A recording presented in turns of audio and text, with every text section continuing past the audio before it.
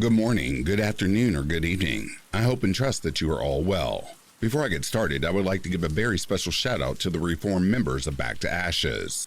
Tavia S., Manna Ash, Norman D.W., Chrissy Ellis, Tina Mead, Cindy Cleveland, Patty's niece, Samantha Place, and Inner Scare Wifey. The rest of the membership will be right here on your screen. If you like what you are hearing, please leave a like and a comment below. Or if you're not subscribed, go ahead and hit subscribe and hit that notification bell and set it to all. That way you know every time I upload. Also, if you like what you're hearing and would like to support a content creator, you can buy me a coffee. That link can be found in the description below. If you would like to become a member of Back to Ashes, that information can be found in the description below. Perks include getting videos a day early, listening to the stories in their uncensored version, and no fluff words involved, video releases on the weekend, and much more. With all of that being said, it is time to go back to ashes. For when we arise from the ashes, we are a bigger, brighter, stronger, and happier person in the morning. Sit back, relax, kick back, grab a snack, or tuck in to get warm, and prepare for this dose of vocal melatonin entitled, True Let's Not Meet Stories. Right after this intro, an ad will play. I'll read the first story, an ad will play. After that, there will be no more ads within this video.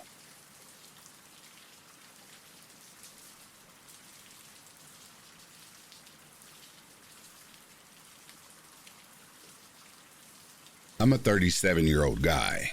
This happened after I had just moved to Columbus, Ohio to move in with my half-brother and his girlfriend, which ended up being a total nightmare. They are horrible, trashy, entitled people, but that's a different story on its own. So I'd find things to do during the day just to avoid them. I'd pretend I had a volunteering job at the library because I knew they'd never go. Sometimes I'd just go on long walks. I was at some random park walking around. A creepy guy in a red car pulled up to me and started making small talk. Then he asked if I wanted to go hang out. I told him I had to be somewhere. He then asked how old I was. I told him I was 21. He replied, "Oh, I thought you would be 15. It wasn't anything too abrasive, but his demeanor and that statement stuck with me years later. I should have mentioned that this happened in June or July of 2007. So, to the creepy predator in the car trying to get 15-year-olds to hang out with you, I hope I never meet you again and that you're caught and thrown behind bars."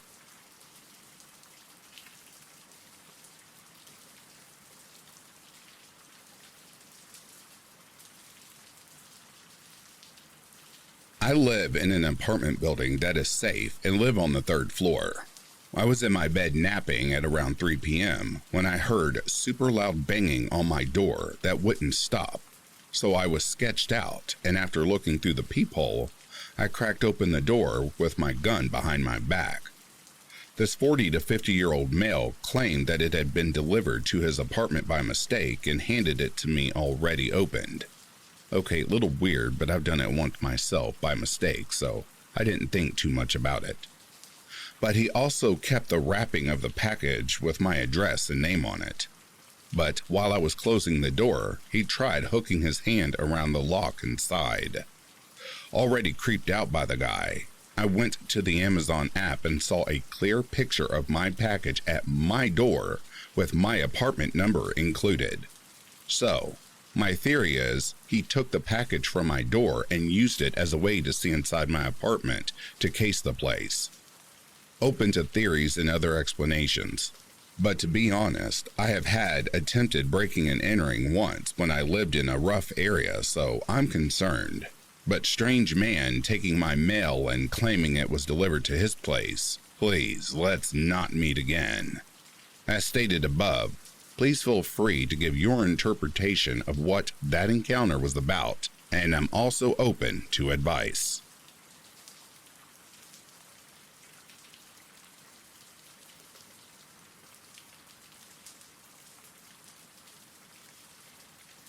We will keep this short. Would like some advice. My wife and I took our toddler son to the small playground at the front of a school near our apartment after a rainstorm, so the streets were very quiet. We were the only ones there, and while we were playing, my wife saw a man hiding around the corner of the building and leering at my son. The playground is such that you have to go into a gate to get into it. You don't just accidentally walk by. As soon as he noticed my wife see him, he immediately took off. She ran after him and was maybe 30 seconds behind him, but couldn't find him anywhere. The streets are super wide and long, so we should have been able to see him for miles. So he was likely hiding somewhere. She came back and told me his description, which included mentioning a rainbow drawstring backpack. As soon as I heard this, I freaked out because a man with a rainbow drawstring backpack was coming out of our building behind us on our way to the park, as I moved my son out of the way to let him pass. Anyway, to make a long story short, we asked a porter we're friendly with, we live in a doorman apartment, to check the cameras at the building entrance, and sure enough, he saw the guy and knew him. He lives a few floors below us, and he's the director of youth and family services at a church, and his husband is the head of theology at a major university in my city.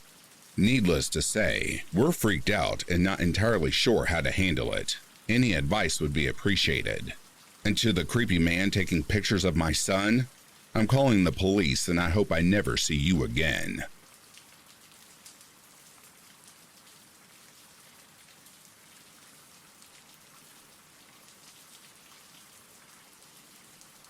Back in 2016, I was a homeless and drug-addicted teen living in one of the worst skid rows in America. The majority of my days were spent doing anything I could to get my fix, and then using in a park frequented by other vagrants and addicts just trying to get by during the thick of the opioid epidemic. Most of these people were harmless, friendly even, except this one young man. He seemed normal at first, quiet and mild-mannered, but every so often I'd catch him glaring and his eyes were dark and almost empty like a shark's.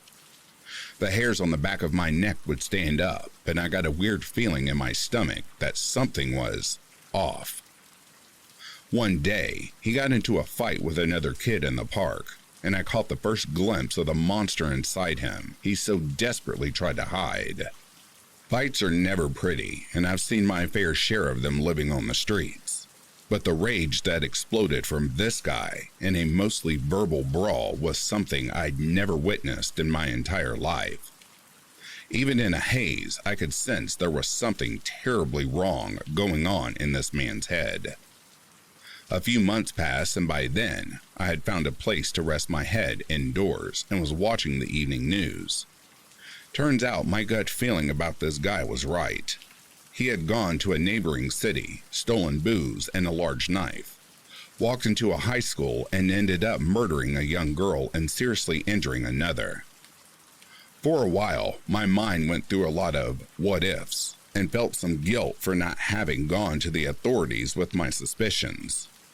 In hindsight, there wasn't really anything I could have told the cops about him besides the off-putting vibe he gave off. And something tells me they wouldn't have taken a junkie seriously anyways. Scary murderer from the park, if you ever get paroled, let's not meet.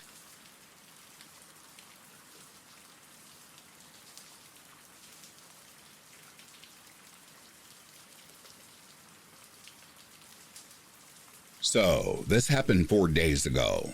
Little bit of backstory. Me and my friends like to go outside late at night and just chat and walk. This time it was 3 of us. We were walking on the street when a car passed by, so we moved to the side to let it pass through.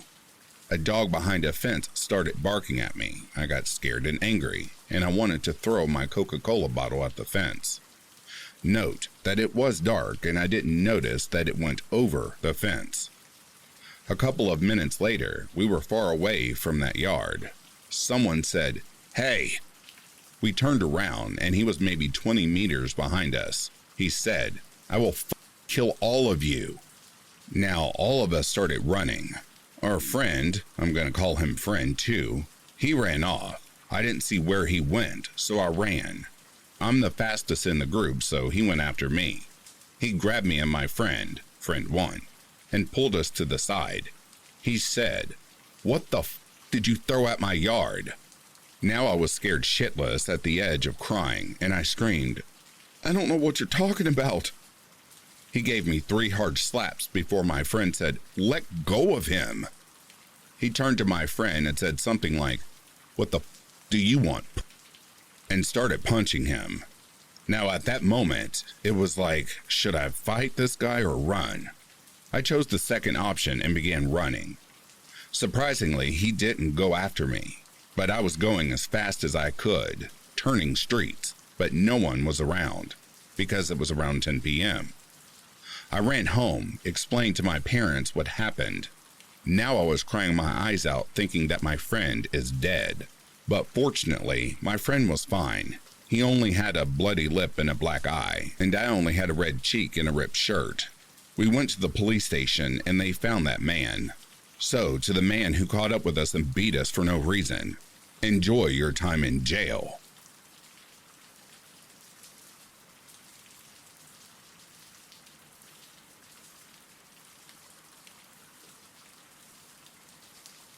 I was 17 when this happened. I had an early morning shift in a restaurant and I used the bus to get there. When I got to my bus stop, someone was already there. That was strange because it was so early in the morning. I started to walk to my workplace just to notice that the man started to follow me. Seeing the man following me got me scared and I started to run.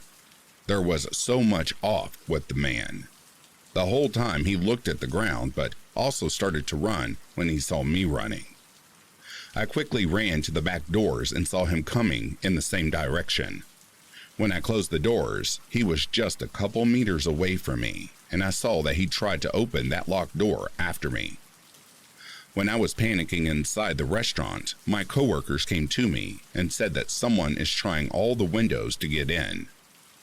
We called the cops, and later they told us that the man was carrying a tiny saw with him. Sometimes I sit and think of what he would have done to me had he caught up to me. Anyways, to the saw man, I hope we never meet again.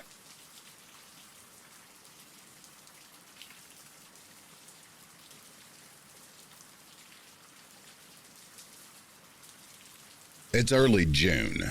I'm starting to regret parking a mile away as I'm leaving my friend's jewelry studio. But it's a beautiful day anyways, so here I am, walking down the street.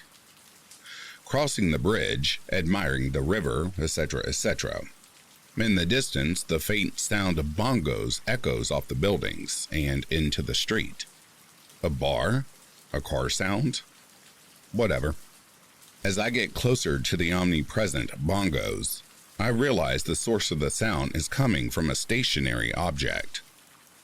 I've identified the source of the bongos. If you've ever seen the Tim Burton film Big Fish, you will know Danny DeVito plays a circus carny, all dressed up, with a curly mustache. A true grimy vaudevillian display. Now imagine this, but as a 6'8" burly pot-bellied homeless man with a boombox. My first internal reaction was, wow, he looks like a 6'8" homeless Danny DeVito impersonator. Upon spotting me, Danny DeVito 2.0 turns to me and growls, "Hey, come over here," and begins approaching me. I say, "No thank you, sir," and quickly take off for my car. And I do mean I'm booking it the f*** out of there to get to my car. Between my footsteps, the bongo music continues playing, louder as he approaches. At this point, I'm almost to my car. I unlock it with my fob and practically leap into the driver's seat, and fumbling for the lock button. The side door lock doesn't work. He is reaching for my passenger door as I'm turning the key in the ignition. Car unlocked. Next thing I know, I'm driving away, and he is stumbling off the curb, reaching for my door handle to no avail. So, to the creepy bongo guy, please get some help, and I really hope I don't run into you again.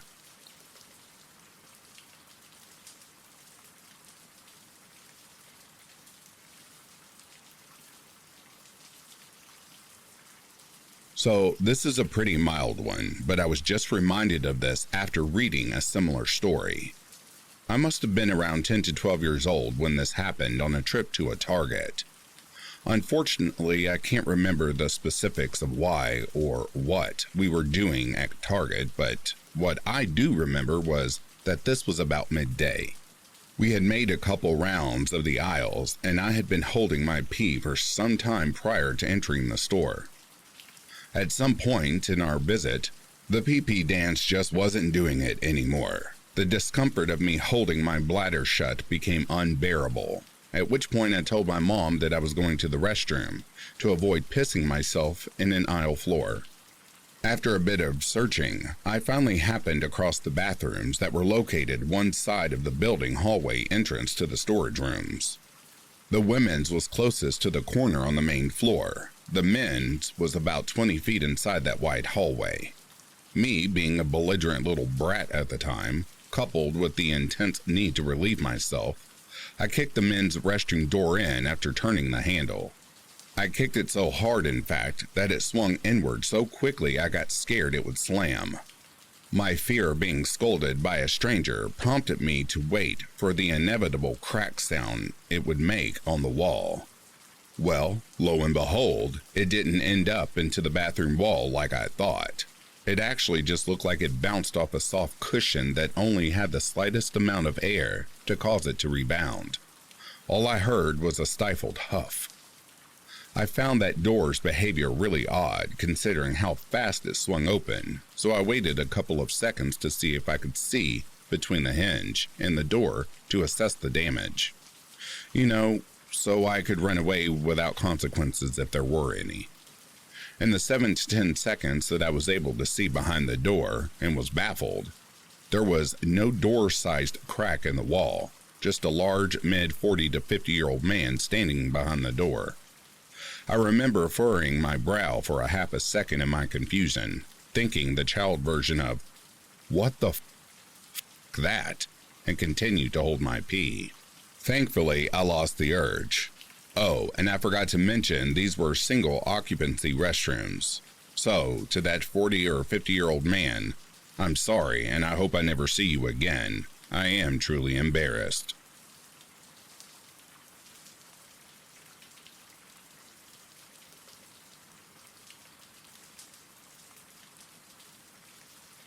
This all happened a handful of years ago when I'm now 22, was a 16-year-old. Unlike my siblings, who my parents spoil with rides to high school every morning, I, being the oldest child, had to take the bus every morning. The bus stop wasn't too far from our house, so I didn't mind, but that 10-minute walk often became a 5-minute sprint when I couldn't force myself to roll out of bed in time those early mornings. The bus stop pulled from our whole neighborhood, really, and there were always new faces coming out to catch the bus for the first time, but a good amount of regulars, too. We'd all ride the bus together in that half-asleep state teenagers are in on the way to bloody 8 a.m. math class. But the rides home were always full of happy chatter, with everyone just glad that day at school was done and we could go home to watch baseball or play video games or whatever we were doing. I had a close group of friends in high school, many of whom I am still quite close with today, and we absolutely had a group chat called The Boys, which we'd use to talk anything from basketball to school drama. It was Christmas break 2017 when it happened. On Christmas Day, I'm at my grandparents' place, opening presents and eating a feast with the whole family, when my buddy R texts the group. "Did you guys hear?" Talk about something I didn't want to do on Christmas. That day is for my family, not for talking about some school drama with the lads. Then he sends an article from our local newspaper. Teen suspected of murder, police commencing manhunt. Sprawls across the top of the page. I'm thinking, who the heck could this be, and why the hell is R sending us this on Christmas Day? That's when I see his face. I almost don't recognize the kid because the look he's giving in the photo is him without glasses, which I was used to seeing him with. Then it hit me. I ride the bus with this kid damn near every day. He's sat next to me before. Hell, he's in my English class and we're currently learning Shakespeare together. The police found him hiding in a Walmart parking lot just outside of town. Apparently, he'd stabbed his own mother over 40 times in the back and let her body rot upstairs for a week before he told a friend who immediately called the police. The whole school was pretty shook up by the whole thing, and I remember the teachers all having a nervous look for the few weeks back from the break. So, the kid who rode the bus with me, learned English with me, and killed his own mom, enjoy prison, because I don't ever want to see you again.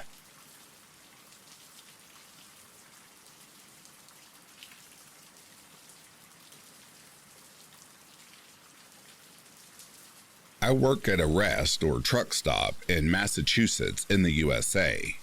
There is a 24-hour bathroom and gas station in this truck stop. One day after work, where my restaurant closed at 12 a.m., I decided to go and sit with my friend who works at the gas station, Jake for this story, 30 years old, as I usually did from about 12 to 2 or 3 in the morning. It was an average night at the beginning as there weren't many customers. I sat there and drank my beer and relaxed while he fared with the customers buying gas and scratchers. At about 1:30 a.m., there were some more customers coming in. I saw 2 cars park around the same time, one at a gas pump, one in front of the store.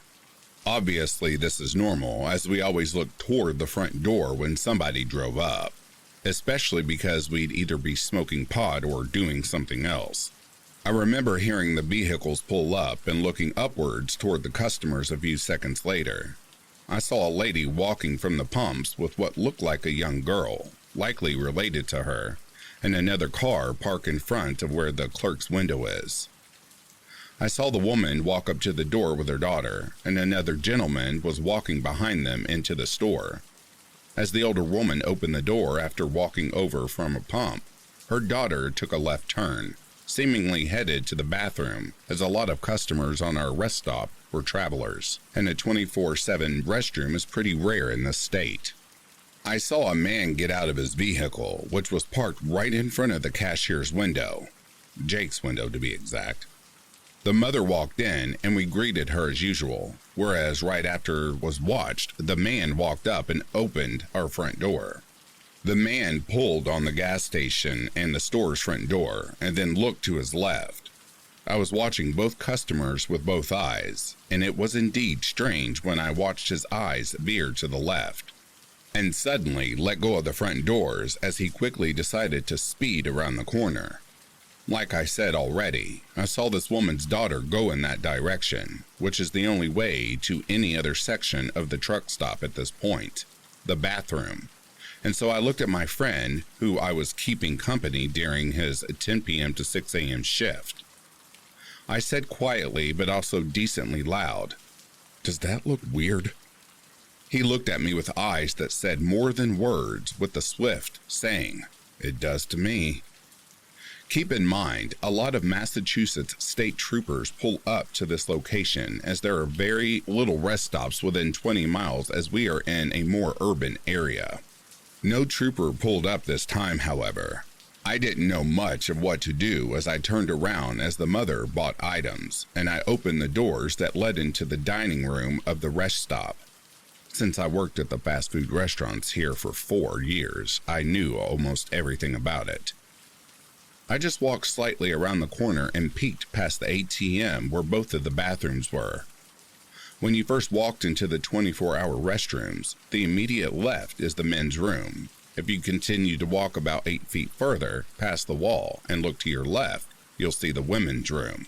So I slightly hid myself and looked through the glass door, which we had locked about 3 hours and 30 minutes before. I didn't really see the woman's daughter pass, but when I looked up, I could see the same man clearly passing right by the first hallway where the men's restroom was, into the hallway where there was no room except the women's room. I waited until I really knew he had certainly entered the restroom. I really did not want to take any chances. I unlocked the door and I pushed myself through, and the women's restroom door was already closed. On CCTV footage, all you can see is me push the door open with an arm cocked back, slightly moving, then the door closes. I ended up punching a man in his face, then I kicked him in the side of his head. He fell backwards and hit the back of his head on the sink. I got completely terrified and called 911, our emergency service. I told them I had assaulted a man in the women's restroom of our local truck stop, but thought it was for a good reason. State troopers had arrived after not even 3 minutes. I already had my hands up in the gas station and air section. They asked me what had happened, and I told them everything. After the state troopers witnessed the CCTV footage recorded by the gas station into the rest stop bathroom, they made a decision. The state troopers came up to me and said, "Any driver who was stopped by a law enforcement officer for a traffic violation and is not wearing a seatbelt can be fined $25, and charged me a $25 fine. I will not name any officers that were involved in the situation. I do not know what happened to the possible creep, and frankly, I really will never care for the rest of my life. I don't think I really saved anybody, and I'm no hero, but I hope that day I made somebody really rethink their decision in doing what they wanted to do. I'm not sure if I hope we do or do not meet again."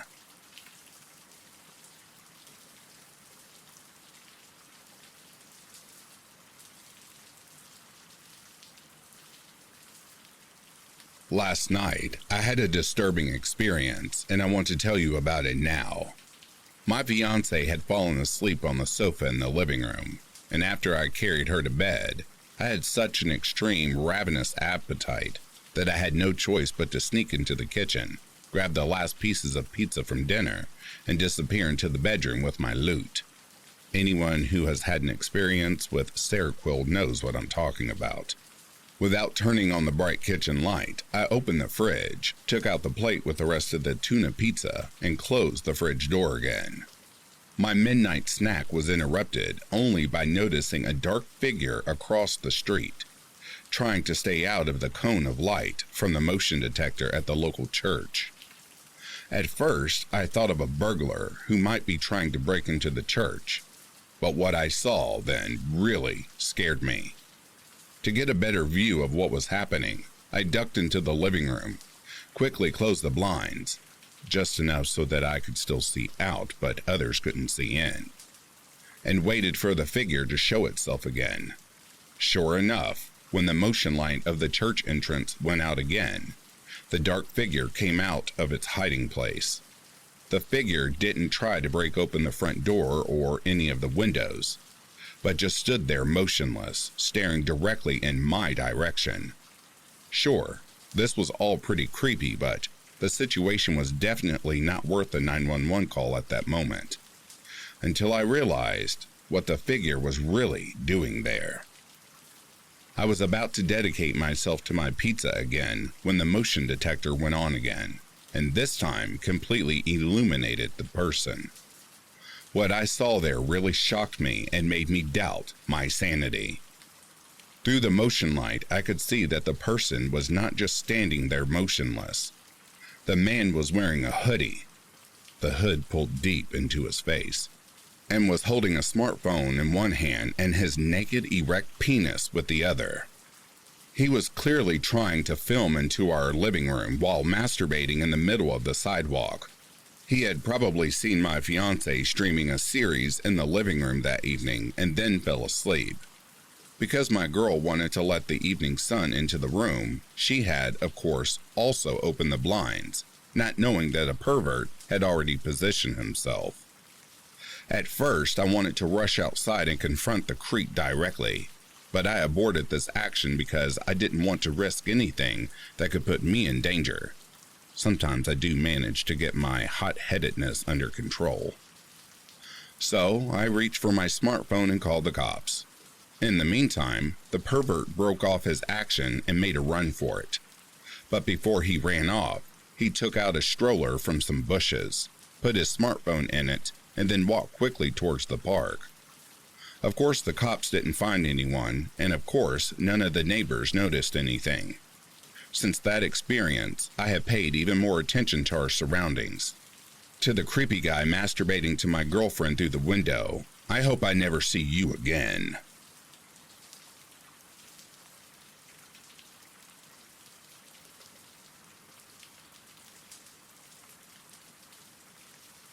This story starts back in 2017, when my boyfriend and I started living together. Rent in our country has been really high for years, so after looking for a long while, we decided to immigrate. Our college is very close to the border between our home country and the neighboring country, and in the neighboring country, the rents are way lower. After a few months, we found an apartment. It used to be an old hay attic of a farm, but a rich couple, the landlord, turned the attic into an apartment years ago and turned the rest of the house into a home for themselves. We loved the place and signed the rental agreement and moved in September of 2017. At first, all was great. We liked our landlord and his wife, even though they were a bit eccentric. But after a while, things became less comfortable. The landlord would blast loud music at all hours of the night. If we asked him to fix something, he would show up at 2 a.m. He constantly bragged about how he kicked out the previous tenants after they told him that the rent was too high. When rats infested our roof and ceiling and created holes that went straight through to the outside, he used expanding foam to kill them, trapping the rats in the process, which led to them dying and decomposing in the ceiling. And most importantly, he would knock on our door for minutes on end, and if we didn't answer, he would stand underneath our window and yell our names, like he knew we were there but ignoring him. Once, he even got into the apartment without permission. I got home and was sweaty as hell, so I walked straight into the bathroom, which was located on the left side of the entrance. When I came out wrapped in a towel and walked towards the living room, he suddenly came through the front door. I asked him what he was doing here, and he told me he left his key in our house after a visit, even though he just used that same key to get in. The last points finally clicked when we moved out. The landlord was about to move to Poland, and the new landlord was so we decided to move out. We told him about it, and he said, "Well, can you give me back my camera then?"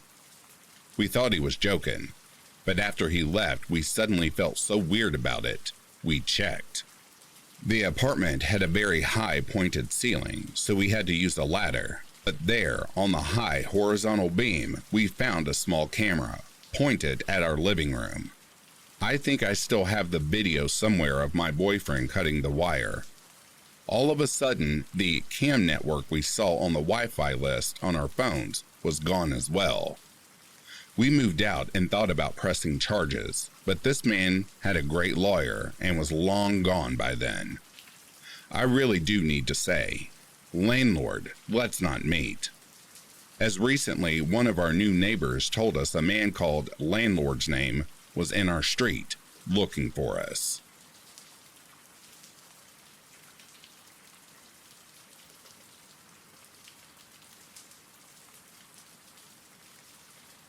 Here's some background info. At the time of this story, I was 8 or 9. I'm a trans man, but very closeted at that time as well. I'm also Chinese. My family was going to Canada to see my family in Niagara Falls. I have random flashbacks to this incident, but I randomly had a nightmare yesterday about it.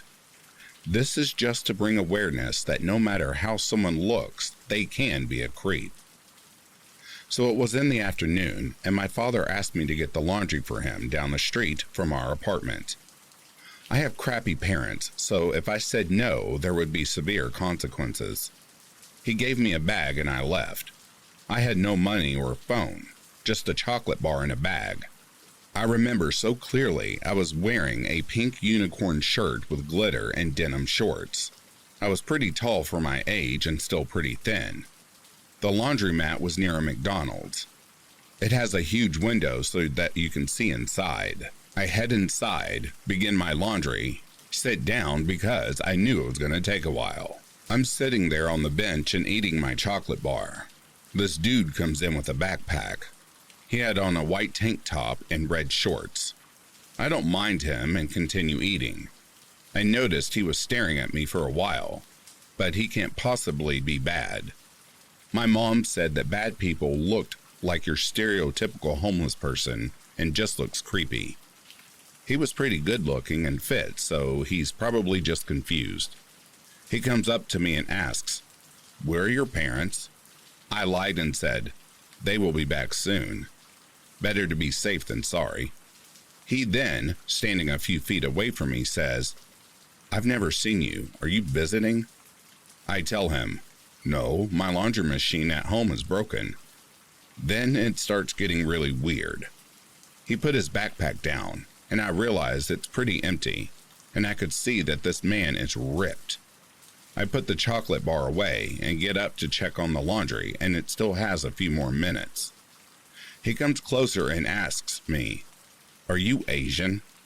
Like there's no point in lying, like I look like a stereotypical Asian child. I nodded.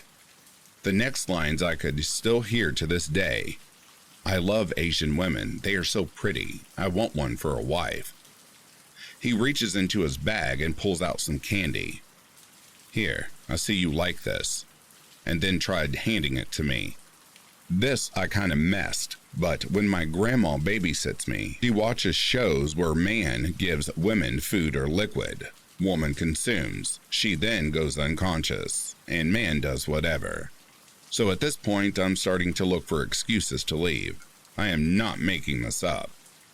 I see a teen McDonald's employee outside eating, so I tell the guy, "Oh, let me go ask my brother." I walk out, and the man is following me. The teen looks at me and puts down his sandwich. I try to be as innocent but as straightforward as possible. I tell the teen, "This man wants to give me candy. Should I take it?" The teen looks at the man and then at me. I try to get him on the same page. "Mom said not to take candy from a stranger, but he looks nice." The teen then gets it and looks at the man. "Yeah, she's not supposed to be having candy, but thank you though." The man having no shame at all. "Oh, you're her brother? Is she adopted? Here, take my number if you ever want her off your hands," and hands the teen a paper. This is starting to form a crowd, so the guy leaves. The teen asks if he should call the police. I convince him not to because my parents will punish me. So the teen walks me to the laundromat to get the clothes. Tells me to come into the store with him. He explains to probably his manager. He gives the paper to the manager. The manager lets him leave so he can walk me home. I get to the street and I tell him that it's my hotel. I thanked him and left. As I was walking back, he stood there the whole time making sure I made it safely. To this day, I would like to think that they called the police after I left and the man is now arrested. Thank you, random McDonald's employee, for saving my life. To the creepy guy in the white tank top, let's not ever meet again.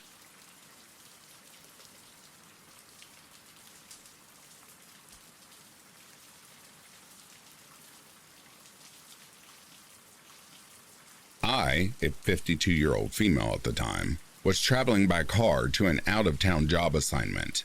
I had stopped at a popular and busy gas station and truck stop. Okay, it was Buc-ee's.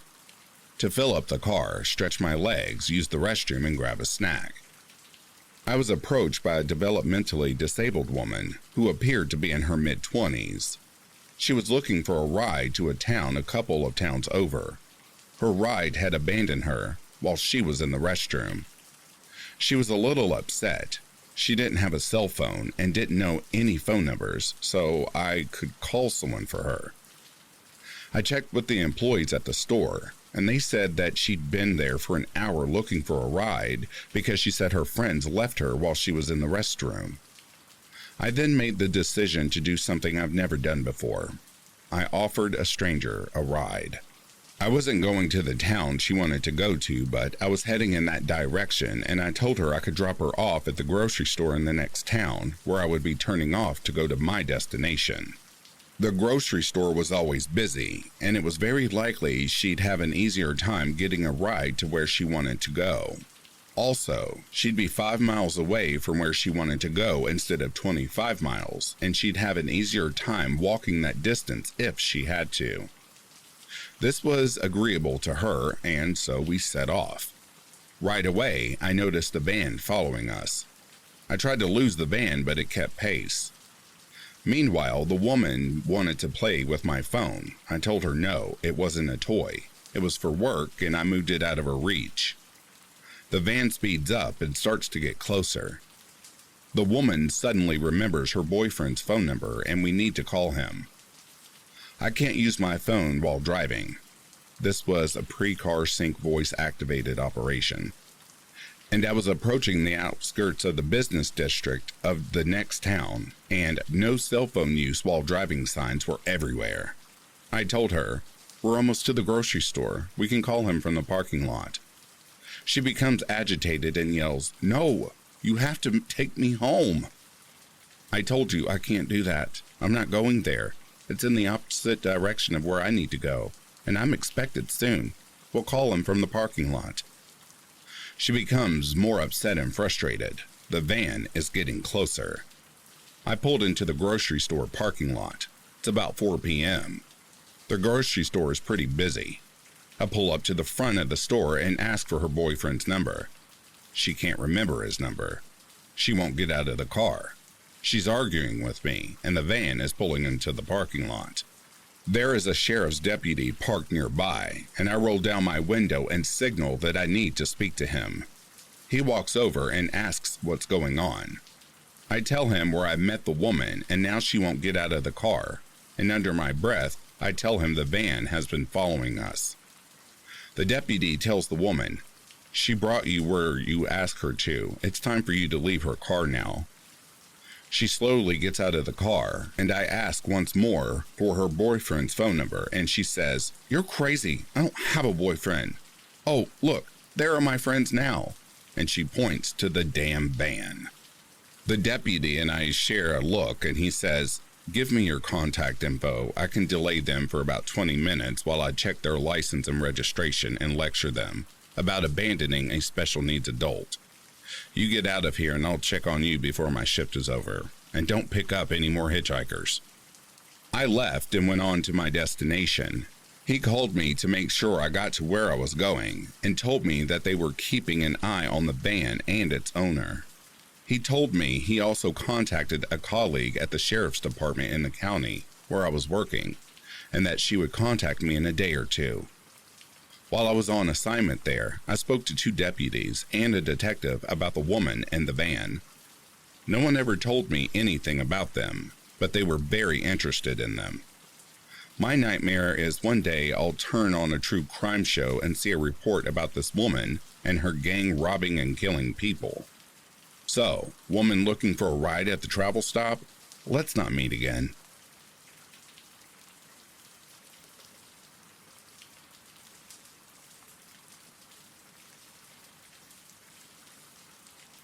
This happened to me and my friends tonight. I was genuinely scared by what went down. Me, a 29-year-old female, and my friends play in a bar kickball league every Thursday. We're very bad and mostly just enjoy going to the bar that sponsors the league after every game. Tonight, shit got weird. I'll call the bar Dan's. It was down to me and 2 other friends who I'll call Ryan and Annie for context. Dan's is in a part of our city that used to be a little sketchy, but has steadily gotten nicer. It's a super popular strip of bars, but it's also in an urban place, so you see some weird shit from time to time. We were sitting on the front patio of Dan's when up rolled a man on his bike with a huge stomach, with a literal hernia sticking out of it, wearing basketball shorts and one of those short-sleeve hoodie zip-up things, but according to him, the zipper was broken, so it was left open to put his belly and his huge-ass hernia on display. He started trying to sell us his bike, which was clearly stolen. We played along but kept declining, citing not having any cash. He kept saying over and over how it was so annoying that we wouldn't buy his bike. One particularly creepy thing he said was, If we bought the bike, he'd walk home to the exact neighborhood that both Annie and I live in. Probably a coincidence, but still scary. He also kept asking us for cigarettes. At one point, the man said, "You know what else would be annoying? If I had a gun." We froze. It was dead silent between the four of us for at least 60 seconds, which of course felt like 12 years. I finally broke the silence and said, "You know, man, I think some people on the back patio were smoking cigarettes. You should probably go ask them." I was desperately hoping he'd walk into the bar and catch the bouncer's attention, which is exactly what happened. 2 seconds later, the bouncer marched him outside. The man kept making comments over and over about having a gun and/or slugs in his pocket. The bouncer kept trying to play it off and keep the dude calm. Finally, the bouncer negotiated with the guy and gave him a cigarette to get him to leave their patio. The dude strolled on down to the next bar, and Ryan, Annie, and I made a quick dash for the car.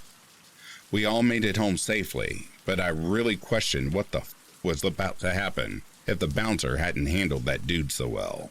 Weird-ass guy with the stolen bike? Let's not ever meet again.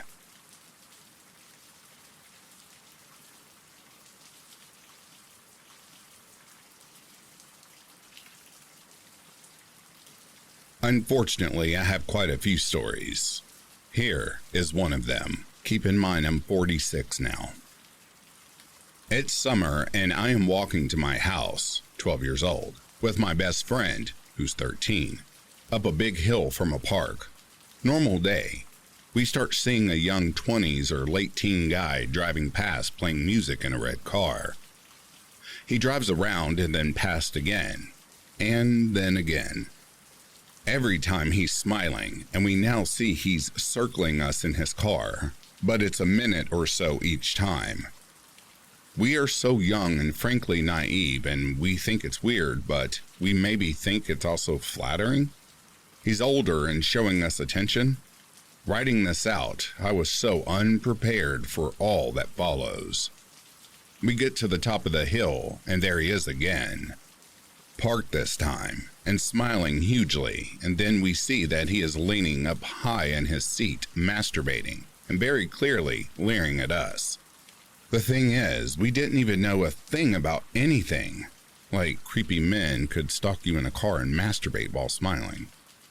I remember we couldn't even register what we were seeing. I actually thought that maybe it was in a bad dream or something. Instinct did take over, and we ran hard away in another direction, hid a lot, and then kept running until we got to my house. He didn't follow, that we could see. My aunt was the only one there. She was 30 at the time, and we were hysterical and crying, but she calmed us down and said we'd been a victim of a perverted man and she was calling the police. This seemed like a great idea. She said they would help, look for him, and maybe catch him. Remember, this was the late 80s, and I'm pretty sure his actions were not yet considered immediately criminal, let alone an obvious potential into much worse actions, but I digress. So, a male officer shows up 30 minutes later. He listens to my aunt's story, potentially dangerous pervert in his car, stalking and then jerking off to young girls. And then my friend's story. She was nervous, so she talked a lot. I was trying to tell my story too, but it seemed like my friend and aunt covered it. Then, he says to my aunt and friend, I want to speak to her alone, meaning me. My aunt and friend say why, but he says I need to get the story straight, and I don't believe her, gesturing to my friend. My aunt disagrees, but he insists that I talk to him alone. She says okay hesitantly, so I follow him halfway down my front steps, while he told them to stay inside. The story he needs to get straight? He means my help to know if the man's penis was erect? Did I see it, and what did it look like? What am I leaving out? Tell me more about his penis. I am now freaked out, but deeply calm, like in shock maybe, and tell him I have no idea what the answers are. He keeps asking, so I have to remind him I am only 12 and have no idea what an erection is. He is not satisfied by my answer, so I tell him again. I do not know, and of course now I'm apologizing profusely for not helping. Finally, he agrees I don't know and lets me go back to my house. He tells my aunt he's not sure anything happened at all, but they will keep an eye out. Wink, wink. They were probably related. Let's not meet again, pervert criminal and you pervert cop.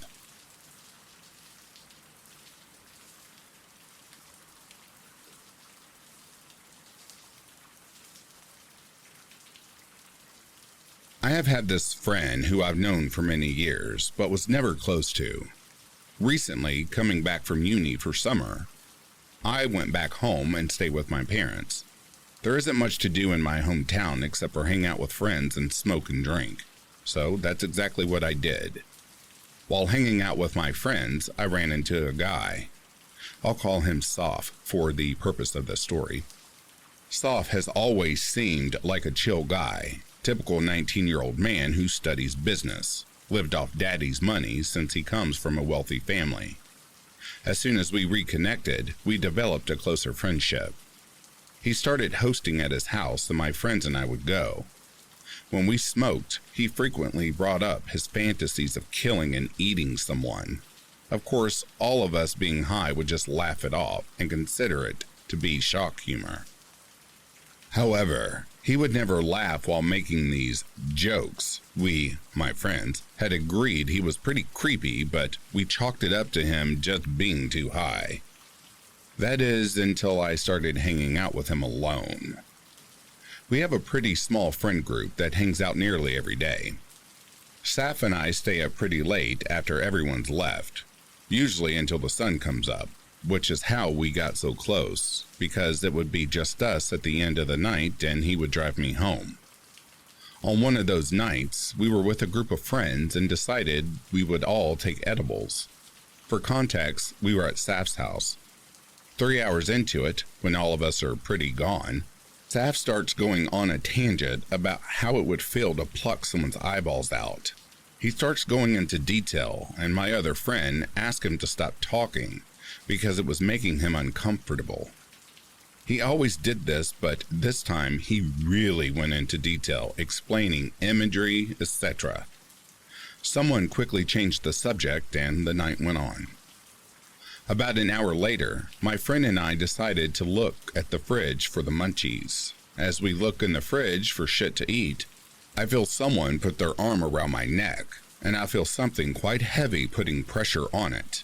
And as I look down, I realize Sap is holding a knife to my neck and holding my other friend with his other free hand. "What are you guys doing?" he asks. Keep in mind, we are very, very high. So I start laughing it off and going along with what I thought was a joke. As my friend and I answer him, I realize he still hasn't pulled the knife off my neck, and that he was in fact holding it closer, to the point where I started to cough. Thankfully, the knife was quite dull, but it was still a massive kitchen knife. As soon as I realize he isn't letting go, I let out a scream. Nothing too loud or alarming. I was hoping he would also assume I was joking. He then lets go and walks away. The night goes on and we quickly forget about what happened. Saf offers to drive my friend and I home at the end of the night when everybody has left. My friend and I didn't have a car or money, so we accepted. On the drive home, we stopped at a red light. He made my friend get out and check if the car was damaged because he had seen someone bump into it while driving. Neither my friend nor I saw this, but my friend got out of the car anyways and checks. As he tries to open the back door to get in the car again, Saf locks it. The light has now turned green, and thank God it was only 5 a.m. because there was only 2 or 3 other cars around. But they started beeping and swerving as to not hit the car or my friend. As my friend and I are yelling for him to open the door, he drives a couple inches forward, putting the tire on my friend's foot. He then unlocks the door and watches my friend yell at him for being trapped under the tree. I look over to Saf and I see him hysterically laughing and putting the car in reverse for my friend to get in. Once he got back onto the road, he starts driving like crazy, which isn't unusual for him. But he was a lot more reckless that night or morning, whatever time it was. Now, before you all judge me for staying friends with such a weird and dangerous man, keep in mind it had never been this bad before. He just said really weird shit every now and then. But I honestly thought it was an intrusive thoughts thing. I struggle with mental health and have the most vile and weird intrusive thoughts, so I thought that was it. And as for the night I have mentioned, we were all really high on edibles, so although I was very weirded out, I thought he must have just been super high, and so was I, so I convinced myself I was overreacting. Then, one night, we would go to a party together. We then got back in the car for an after party, but on the way, realized it had been canceled. Saf then asked me if I wanted to go back to his house, eat something, watch a movie, and smoke. It was still really early in the night, so I agreed, knowing I wouldn't be asleep for a while. We pull up. He tells me to make myself comfortable, and he's going to cook us some pasta. Do you see where this is going? So I sit down, turn on a movie, and wait. He comes back out with the pasta, and I eat almost all of it. And a few minutes into the movie, I started feeling very ill. I mentioned this to Saf, and he says it's probably just because I drank, but I only drank very little at the party, which was around 3 hours ago at this point, and haven't thrown up or felt nauseous from alcohol in years. As time goes on, I keep feeling worse and practically beg him to take me home. He refuses because he is in his house. Understandable. However, this is the first time he's declined taking me home. At this point, I get a really bad feeling along with the sickness, and my body decided I had to get out of there. I thankfully had some money with me, so I ordered a cab and went home. In the cab on the way home, I started vomiting out the window because of how much pain my stomach was in. I get home and I just collapse, but I am unable to fall asleep because of how much pain I am in. Then, I start thinking about all the times he's mentioned the desire to kill someone and eat them. He always talked about how he would eat a girl's thigh because he believes it was the juiciest, how he would only eat a girl and not a boy. Since that day, I've kept my distance, but I've been fighting with myself internally asking, did I get poisoned or did I just drink too much? Is he a psychopath or just a little weird? I truly don't know, so please, any advice would be appreciated. As I've mentioned, I've been friends with him for years and developed a close relationship, and I do love him as a friend, just not enough to get eaten. So, my probably cannibal friend, let's not meet again.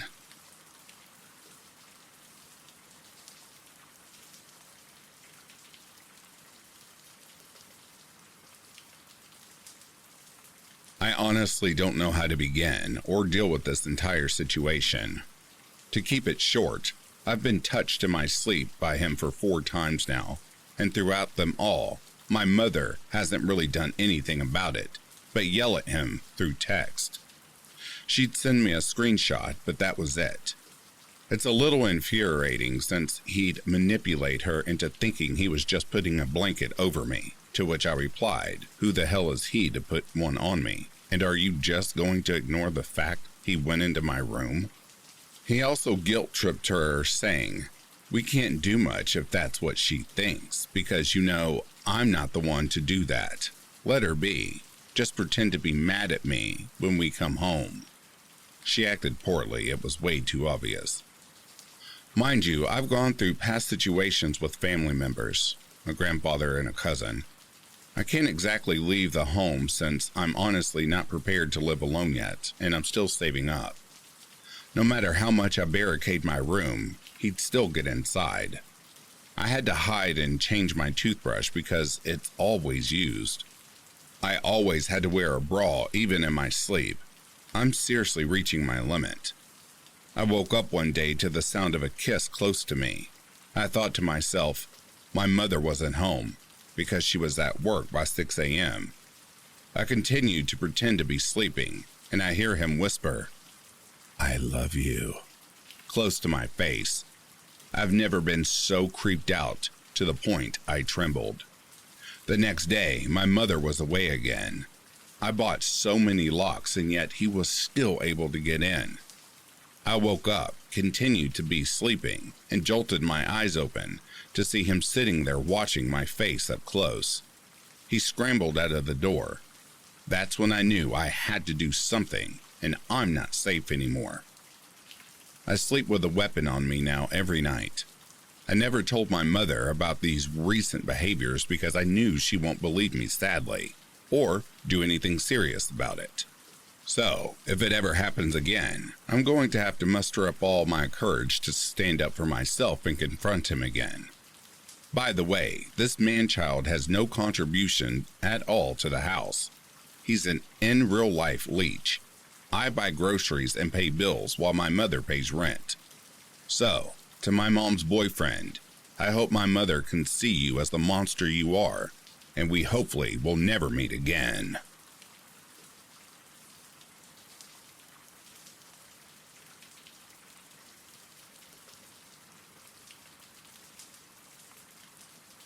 And that, dear listeners, brings a close to these true Let's Not Meet stories.